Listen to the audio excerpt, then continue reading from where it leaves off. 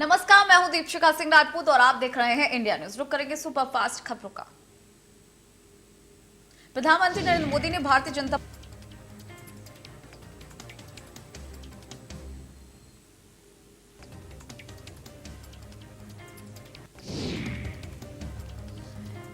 PM Modi ने अपने संबोधन में कहा कि मैं देश और दुनिया भर में फैले भाजपा के प्रत्येक सदस्य को बहुत बहुत शुभकामनाएं देता हूं। कश्मीर से कन्याकुमारी, कच्छ से कोहिमा तक भाजपा एक श्रेष्ठ भारत के संकल्प को निरंतर शक्त कर रही है।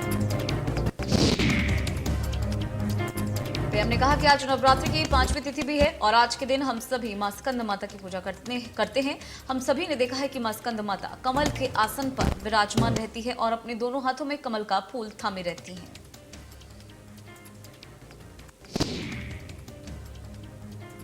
प्रधानमंत्री नरेंद्र मोदी ने कहा कि 3 दशक के बाद राज्यसभा में किसी पार्टी के सदस्यों की संख्या 100 तक पहुंची है। वैश्विक दृष्टिकोण से देखें या फिर राष्ट्रीय दृष्टिकोण से देखें, भाजपा का दायित्व, प्रत्येक कार्यकर्ता का दायित्व लगातार बढ़ रहा है। पीएम ने कहा कि इस अमृत काल में भारत की सोच आत्मनिर्भरता की है, लोकल को ग्लोबल बनाने की है, सामाजिक न्याय और समरसता की है।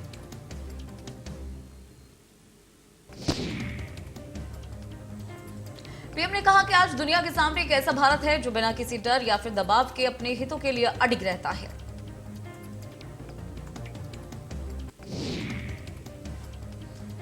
पीएम ने अपने संबोधन में तंज भी कसा, कहा परिवारवादी पार्टियों ने देश के संग विश्वासघात किया है। परिवारवादी सरकार लोकतंत्र के दुश्मन है और संविधान को कुछ नहीं समझती है।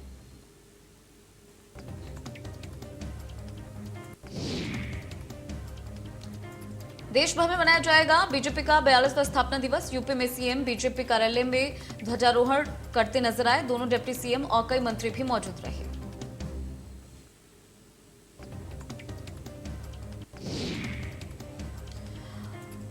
योगी आदित्यनाथ ने कहा कि भारतीय जनसंघ की स्थापना का उद्देश्य यही था कि हमें सत्ता की राजनीति नहीं, हमें भारत के लिए समर्पण का भाव पैदा करने वाले लोगों को एक राजनीतिक दल के रूप में आगे बढ़ाना है। बीजेपी मुख्यालय पर आयोजित कार्यक्रम में मुख्यमंत्री योगी आदित्यनाथ ने संबोधित किया और कहा कि बीजेपी की यात्रा देश और दुनिया की राजनीतिक विश्लेषकों के लिए आश्चर्य का विषय है।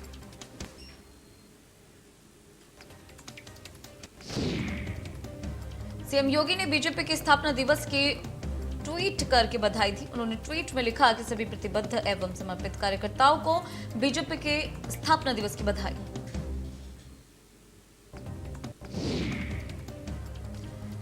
भारतीय जनता पार्टी आज अपना 42वां स्थापना दिवस मना रही है। इस अवसर पर बीजेपी के राष्ट्रीय अध्यक्ष जेपी नड्डा ने दिल्ली में अपने मुख्यालय में पार्टी का झंडा फहराया।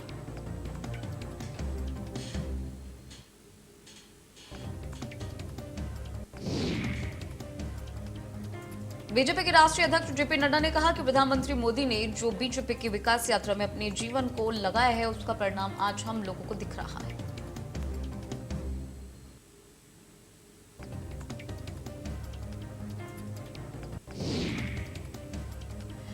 बीजेपी के राष्ट्रीय अध्यक्ष जेपी नड्डा ने कहा कि देश में हमारे विधायकों की संख्या 1379 है और हमारे कार्यकर्ताओं ने दिन रात काम किया है, सेवा किया है, संगठन है और सेवा ही हमारा लक्ष्य है। पार्टी गरीबों की पार्टी है। ऊर्जा मंत्री ए.के. शर्मा का निर्देश है कि बिजली बिल बकायेदारों के कनेक्शन काटे जाने चाहिए। 10,000 से ज्यादा के बिल वाले उपभोक्ताओं पर कार्रवाई होगी।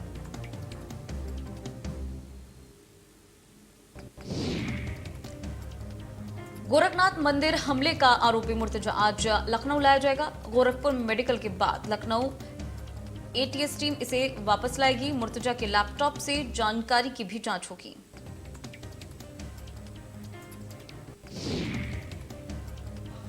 बुलडोजर ने अपराधियों पर गरजना शुरू कर दिया है।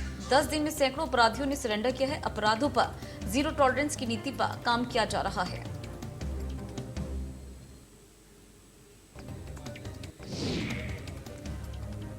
लगातार 16वें दिन 14वीं बार पेट्रोल डीजल के दाम बढ़े हैं। पेट्रोल और डीजल के दामों में 80-80 पैसे की बढ़ोतरी हुई है।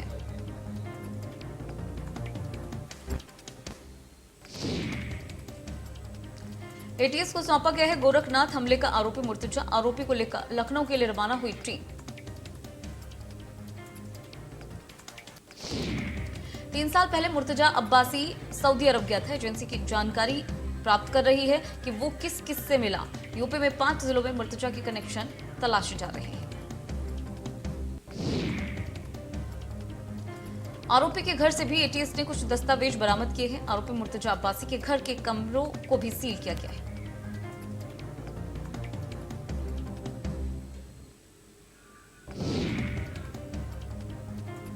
मुर्तजा अब्बासी की पहली पत्नी शादाब का बयान निकलकर सामने आया है कि काम के बारे में ज्यादा जानकारी नहीं, जाकिर नाइक का कोई वीडियो नहीं देखा।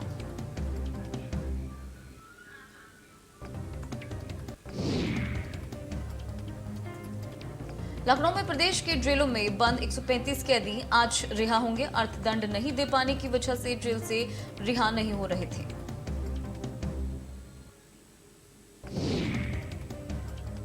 आज 4 बजे प्रदेश के अलग अलग जेल से रिहा होंगे होमगार्ड राज्य मंत्री धर्मवीर प्रजापति ने दिए हैं आदेश। अर्थदंड नहीं दे पाने की वजह से जेल से नहीं हो रहे थे रिहा।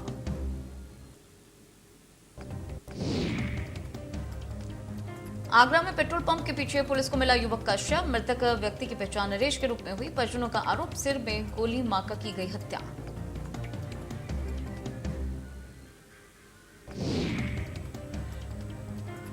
एटा में हुआ सड़क हादसा। टायर फटने से सवारियों से भरी बोलेरो गाड़ी पलटी। हादसे में चालक सहित 9 लोग घायल। घटनास्थल पर पहुंचे पुलिसकर्मी, राहत बचाव कार्य में जुटे पुलिसकर्मी।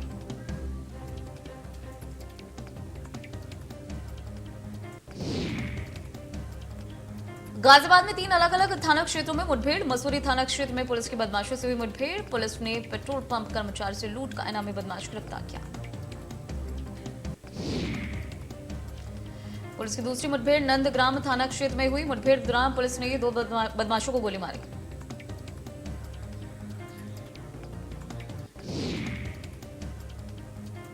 नंदग्राम क्षेत्र में क्राइम ब्रांच एसओजी की बदमाशों से मुठभेड़ हुई। पुलिस ने मुठभेड़ में 5 बदमाशों को गिरफ्तार किया।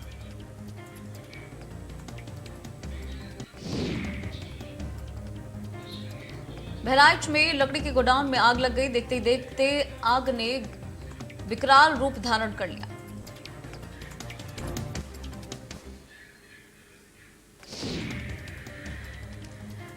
गृह कलेश के चलते एक युवक ने अपने पेट में गोली मार ली। मौके पर पहुंची पुलिस ने युवक को जिला अस्पताल भर्ती कराया। चिकित्सकों ने युवक की हालत गंभीर बताई है।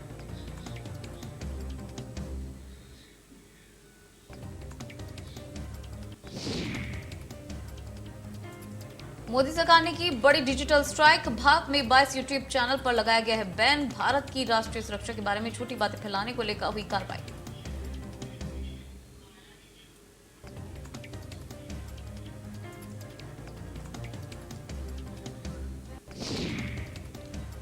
योगी सरकार यूपी में कम से कम 12 जिलों के नाम बदलने की तैयारी कर रही है, जिनमें 6 के नाम जल्द ही बदले जा सकते हैं। उनमें अलीगढ़, फर्रुखाबाद, सुल्तानपुर, बदायूं, फिरोजाबाद और शाहजहांपुर शामिल है।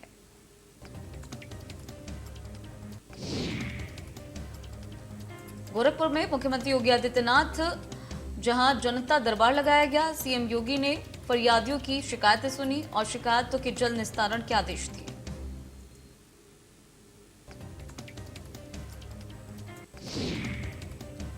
बाराबंकी पुलिस ने गैंगस्टर एक्ट लगाने के बाद कार्रवाई की। पुलिस ने फरार चल रहे 2 आरोपियों पर 25-25 हजार का इनाम घोषित किया।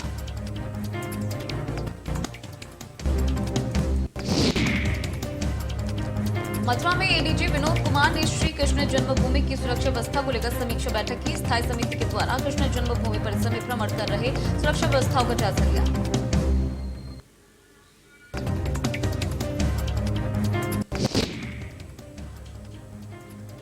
चंदौली में योगी राज में बदमाशों में एनकाउंटर का खौफ दिख रहा है। एनकाउंटर के डर से 25 हजार का इनामी बदमाश थाने पहुंचा।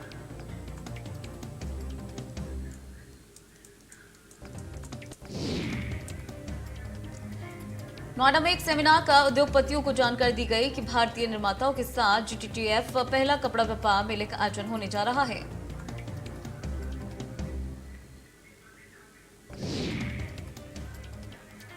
ग्लोबल टेक्सटाइल और ट्रेड फेयर का अमेरिका में आयोजन किया जा रहा है, जिसमें सैकड़ों टेक्सटाइल इंडस्ट्री के भारतीय खासकर गौतम बुद्ध नगर के उद्योगपति अपना स्टॉल लगा रहे हैं।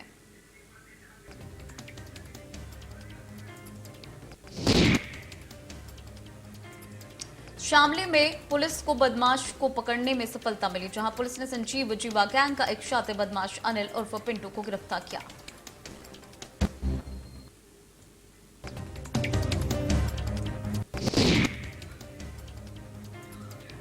मुरादाबाद में आईएएसएस के पथ संचालन का स्वागत करने पर एक मुस्लिम डॉक्टर के खिलाफ फतवा जारी किया गया। डॉक्टर की हत्या करने वाले को 1 लाख रुपए का इनाम देने की घोषणा की गई।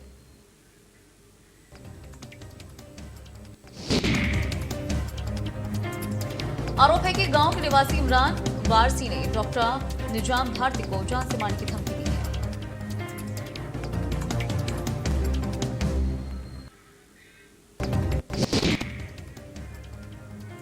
हापुड़ में दिन दहाड़े लूट की वारदात से दहला हापुड़। व्यापारी को गन पॉइंट पर लेकर लूट की गई। करीब 7 लाख की लूट की वारदात को अंजाम दिया गया।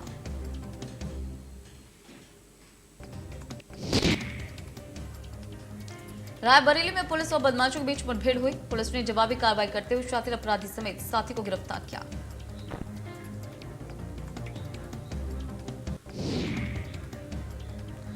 यूपी में धर्म परिवर्तन के मामले थमने का नाम नहीं ले रहे हैं। ताजा मामला एक बार फिर से बरेली से सामने आया है। बैंक कर्मी ने अपने धर्म को छुपाकर एक लड़की को अपने प्रेम जाल में फंसाया, फिर मंदिर में जाकर उसके साथ शादी कर ली।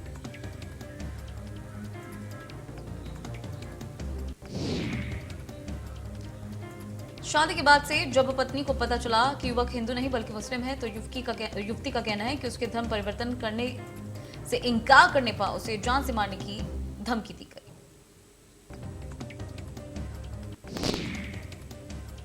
वहीं धर्म परिवर्तन मामले की शिकायत पर पुलिस ने आरोपी युवक पर केस दर्ज कर लिया है। आगे की कार्रवाई शुरू कर दी है।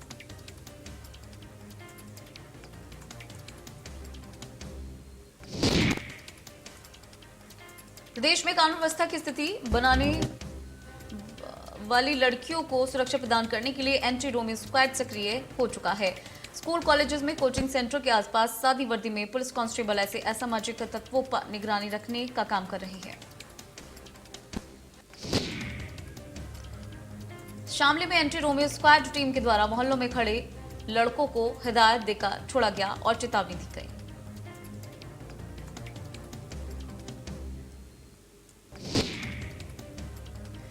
आगरा में कटीले तारों के नीचे से देश का भविष्य निकल रहा है। तार फेसिंग के नीचे से बच्चों और परिजनों के निकलने का वीडियो भी वायरल हो रहा है।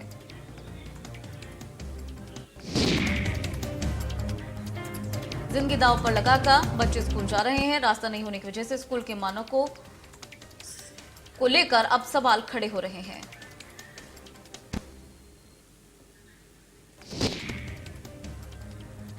कन्नौज के सौरिख के छतनेपुर गांव में गेहूं की फसल जलकर खाक हुई, जहां बिजली लाइन के शॉर्ट सर्किट की वजह से आग लग गई। 5 बीघा फसल इसमें राख हो गई।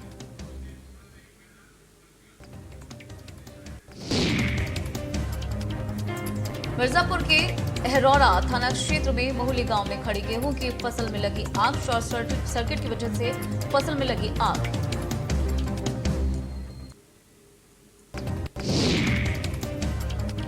जन औषधि केंद्र संचालक ने सरकारी डॉक्टर्स की पोल पट्टी खोल दी। भ्रष्टाचार पर सरकार की जीरो टॉलरेंस नीति को झटका लगा है। मामला गोंडा के सरकारी अस्पताल के डॉक्टर्स की कमीशन बाजी का है।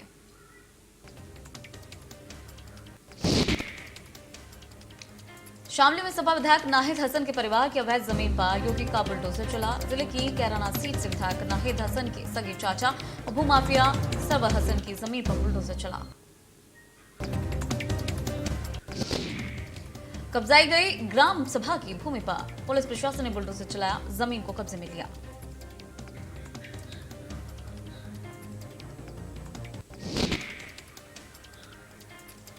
योगी सरकार की सख्ती के बाद से अब उन्नाव जिला प्रशासन एक्शन में आ गया है। भूमाफिया गैंगस्टर एक्ट के अभियुक्त सपा नेता भूमाफिया के खिलाफ प्रशासन ने बड़ी कार्रवाई की।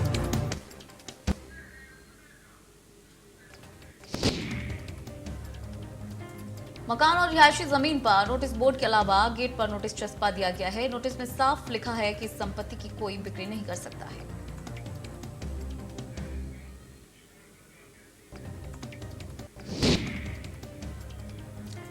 आज चैत्र नवरात्र का 5वां दिन है। भक्त मां स्कंद माता की पूजा अर्चना कर रहे हैं। मां की उपासना से नकारात्मक शक्तियों का नाश होता है। चैत्र नवरात्र का आज 5वां दिन है। आज के दिन मां स्कंद माता की पूजा अर्चना होती है। मंदिरों में भक्तों की लंबी कतार देखने को मिल रही है।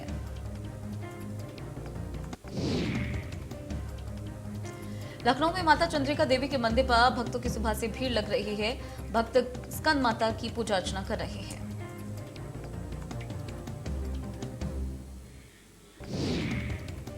देहरादून में सीएम पुष्कर सिंह धामी का सुबह से लेकर शाम तक का कार्यक्रम। चौधरी फार्म हाउस में बीजेपी के स्थापना दिवस पर आयोजित कार्यक्रम में करेंगे शिरकत।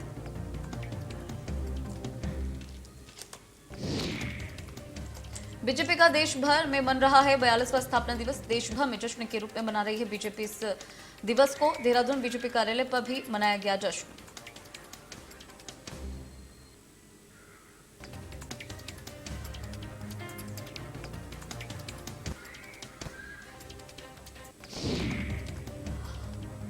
हरिद्वार के एक युवक में दिखा सफाई का जुनून। युवक ने अपनी कार को बनाया कूड़ा गाड़ी। हर रोज अपनी कार को लेकर सड़कों पर जमा कूड़ा उठाकर कूड़ेदान में डालता है।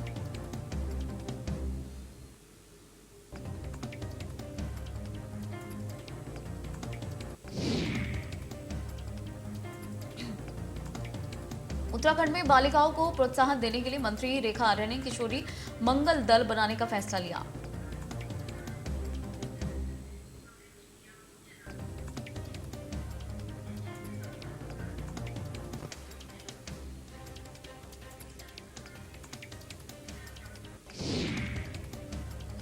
रेखा आर्य ने कहा कि सरकार की योजनाओं का लाभ सीधे किशोरियों को मिल पाएगा और इससे पहले महिला मंगल दल और युवा मंगल दल के लिए सरकार की योजनाएं पहुंचाया करती थी।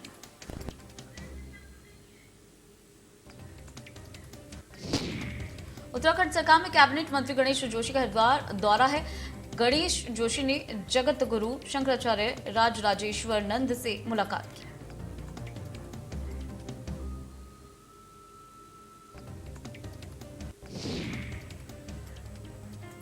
केदारनाथ धाम के लिए 20 मई तक सभी हेली टिकट बुक हो रहे हैं। 9 हेली कंपनीज को ये उड़ान की अनुमति मिली है। स्वास्थ्य विभाग के कर्मचारियों का कई दिन से धरना जारी है। काम से हटाए जाने की वजह से ये धरना दिया जा रहा है।